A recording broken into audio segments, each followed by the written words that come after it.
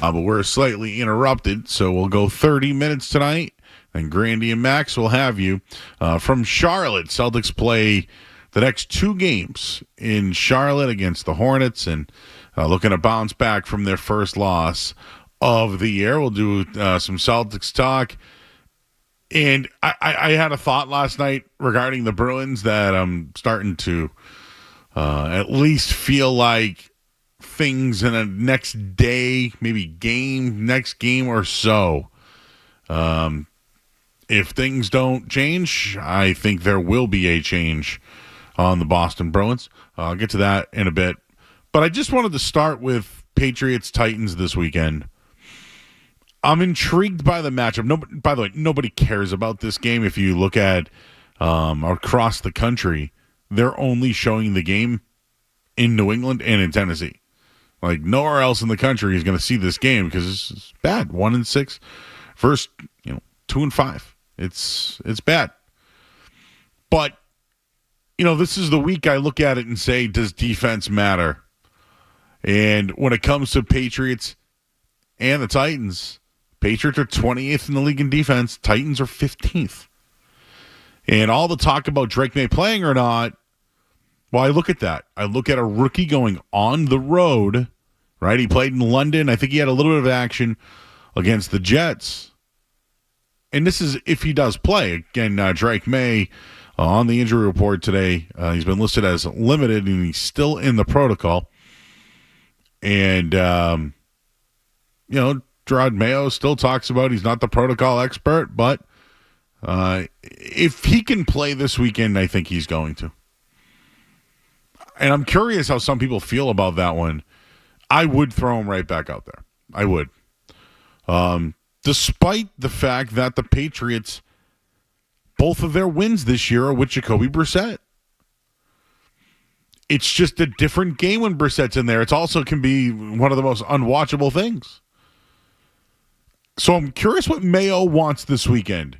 We always wondered what he thought at the beginning of the year, and if he just kind of went with the flow and, learned from a veteran, which I, by the way, still agreed with. I still agree with it. I think it was the right move. I think they were validated from it, but when you see the kid play, he is their best option to win football games. So if that's what they're doing, he's playing this weekend. If it's about winning football games, Drake May is your quarterback. This weekend, even with the concussion protocol. But it is odd that they've won both games with Brissett. That's a storyline I do want to monitor. How different does it look when May comes back? Is it just a clear-cut, wow, this is the guy, they're moving forward, and they have a veteran ready to go if something should happen? But this is why I bring up the Tennessee Titans. No one really looks at their roster and says, oh, tough team over there. And they have a rookie coach as well that's coming over from the Bengals. I think Drake May could struggle against that defense on the road. If you want the betting line on it right now, the Tennessee Titans are -3.5 in this one at home, coming off a major loss, and that's something else I wanted to bring up here. There are some stats that just show you that teams that lose to the Detroit Lions, they've lost the next week. It's now going on 6 weeks, and I wanted to pull up the number for you. But teams, after facing the Lions, 0-6 against the spread this year and 0-6 overall, failing to cover by an average of 19.3 points per game. And over the last 3 seasons, those teams are 14-25 in their next game. It's the least profitable previous opponent against the spread in the NFL. The top 3 teams are Detroit, Houston, San Francisco, teams that the Patriots have already lost to 2 out of 3 of those. But if you look at it, Titans lose to the Lions, you would think this trend would be good for the New England Patriots. I still think they're going to struggle this weekend. I think if it is Drake May, he's going to go up against a defense that could throw him fits. And I'm not going to sit here and tell you that they're the greatest defense or anything like that. But I do respect what Tennessee has been doing defensively. Travondre Sweat, you might remember him. Big nose guard right in the middle. Secondary stuff as well. You'll know some of the names when you see them. Quandre Diggs, Amani Hooker. Like that, those are nice secondary pieces. Roger McGreary, like this guy's been in the league for a bit. And you know about Jeffrey Simmons, their big tackle. Harold Landry, who went to Boston College, who's a pass rusher. Kenneth Murray, like you know these names. I think they could show some looks this weekend to Drake May, and he could struggle on the road. As for who's playing quarterback for the Titans, that's a damn good question. Will Levis last week didn't play with a shoulder. They want him out there. Mason Rudolph started 2 in a row. He also has thrown 2 touchdown passes in every start he's had this year. Tony Pollard, pretty good free agent signing. I know Tajay Spears has been hurt, the kid from Tulane. But I'm curious who they go with. A Will Levis versus Drake May game would be interesting.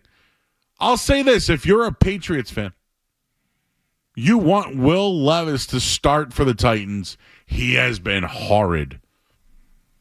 And last year, what do you have, 4 touchdowns in his first game? I think you want Will Levis if you're the Patriots. I kind of want to see the matchup. Jacoby Brissett, Mason Rudolph, vomit. Will Levis, Drake May? Now we got something for this weekend. So your thoughts on that at 617-779-0985. And Calvin Ridley, right? The player that the Patriots coveted this offseason.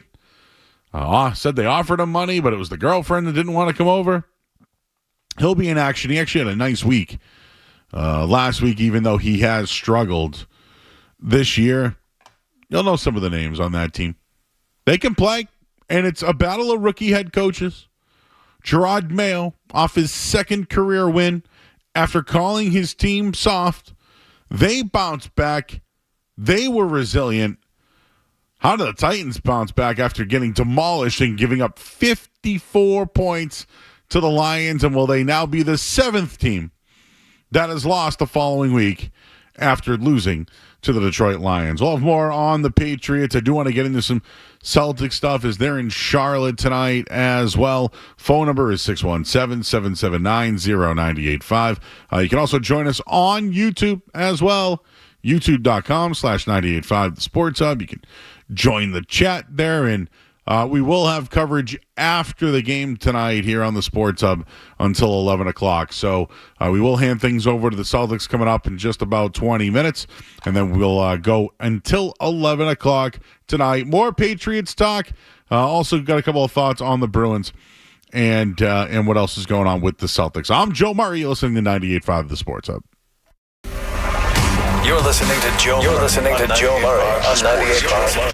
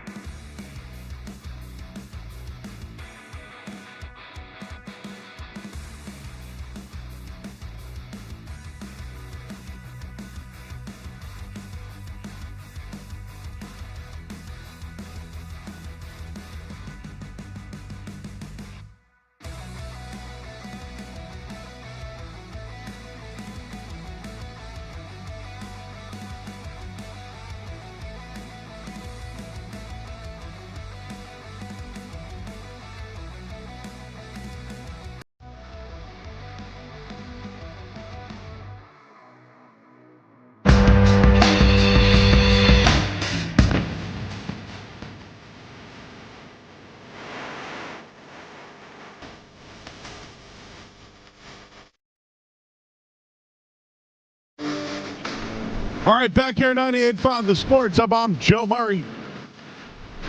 Happy Friday night to everybody. Normally it's 4th and Friday. Won't have Joey the Money tonight, but be sure to check out. Probably be posted later on after the Celtics game, but myself, Dan Lifshatz, we've already done our NFL podcast. We have, I think, like 11 picks.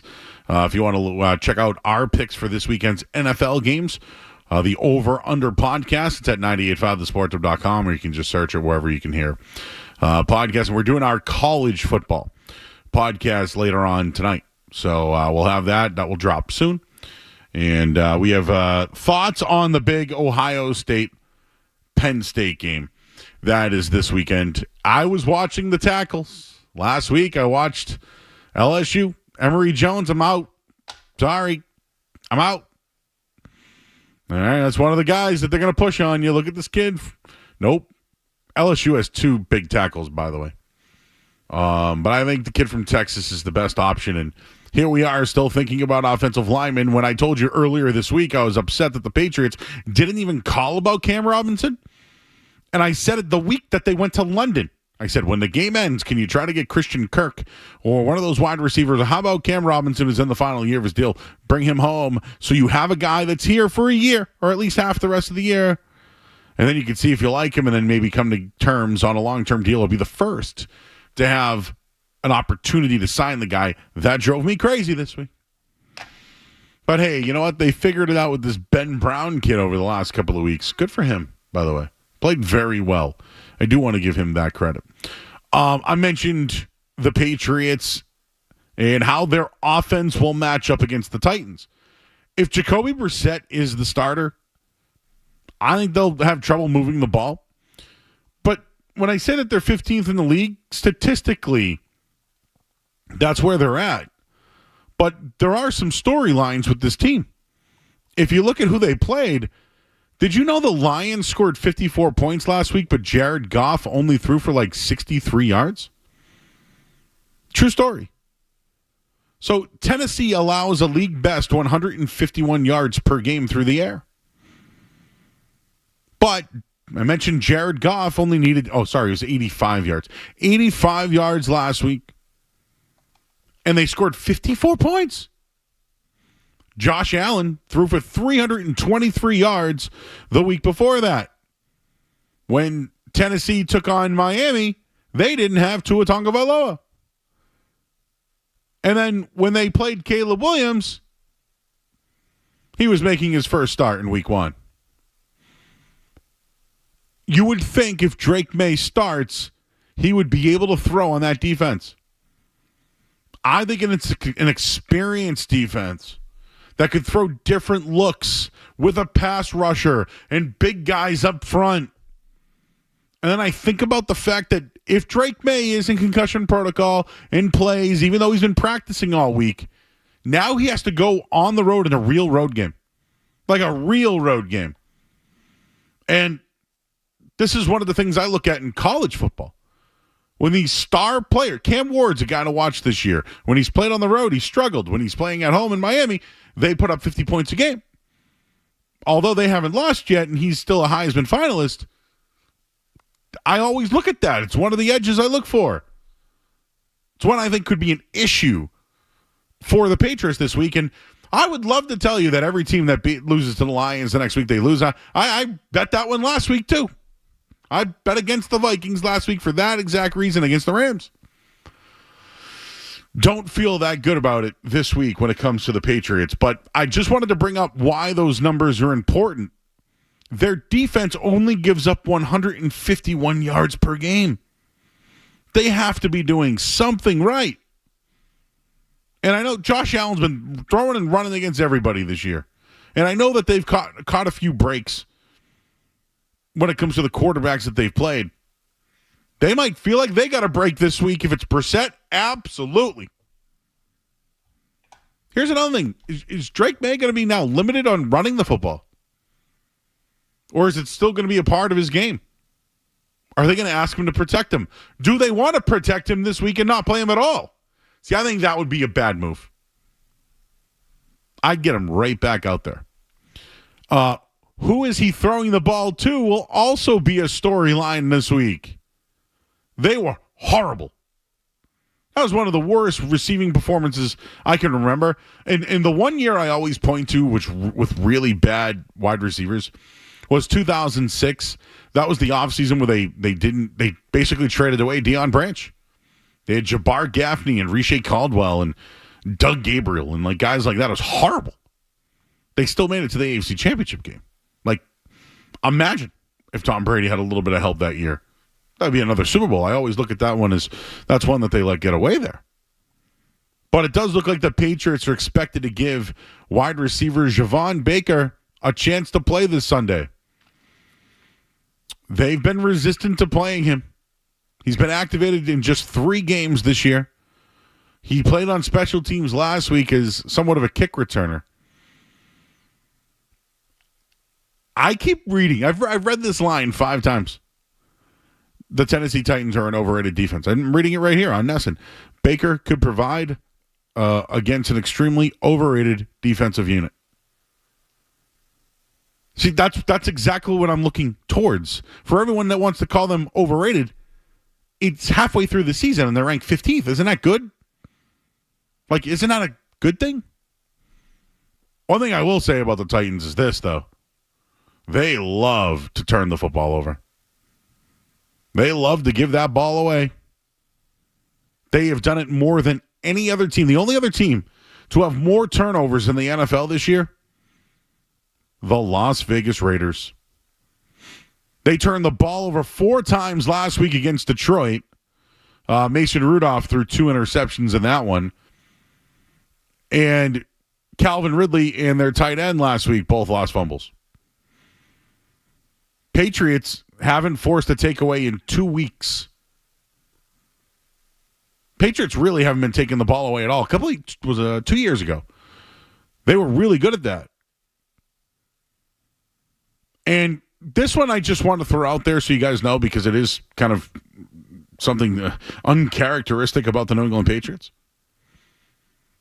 The New England Patriots are the number 1 special teams in all of the NFL. Tennessee, the worst special teams unit in the entire NFL. And last week, 5 punt returns for 190 yards, including a touchdown. Maybe Marcus Jones has a nice return like he did last week that helped him with a big comeback win. Let's not forget he won a game against the Jets as well on a punt return. That's something I'd look at if you're betting. Maybe a Patriots defensive or special teams. If you're a kind of guy who bets those kind of things. But that's another thing I look at. That wide receiver room has talked a ton. They all have best hands in the league, and I don't drop any passes and running off the field because you ate something the night before, and it's been horrible. Horrible. Does that continue? And also, Jalen Polk back at practice. What do the Patriots do with him? I would throw him right back out there. I would play him right away against an experienced secondary. I'm going to say it one more time. 15th in the league. I think they are that for a reason. Not because of the quarterbacks that they played this year. I think that's good defense over there. So I'll give you my prediction later on after the game tonight. Again, we're going until 11 o'clock. Right after Celtics and Hornets. One quick thing on the Bruins. We were here last night. We watched that thing. It was horrible. It was a horror show. It was really bad. I don't know what the Bruins should do. I would love to tell you to bring someone up from the minors. Maybe Tyler Johnson's a guy you bring up to try to change things. Let me just be clear when I say this. Last night, Jim Montgomery tinkered the lineup so much, they lost 8-2. Although I thought he was a good coach, what he did last night, putting Charlie Coyle on the 4th line and moving Kastelik up and breaking up Lindholm and Pasternak and just moving all the pieces and every 4th liner on its own line, that's why you lost last night. That's why you lost. A lot of it has to do with the players, but you know what? That's on Montgomery. He tried to tinker.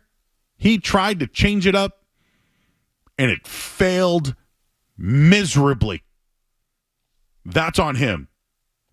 You can talk about the roster construction, you can talk about the players, or the goaltenders that have given up 42 goals in 11 games, opposed to the 20 that they gave up through 11 games last year. That one right there, that one's on Coach Montgomery. That's on him. You tinker the lineups like that, and that's the performance you get? Sounds like your message isn't getting across to the players anymore.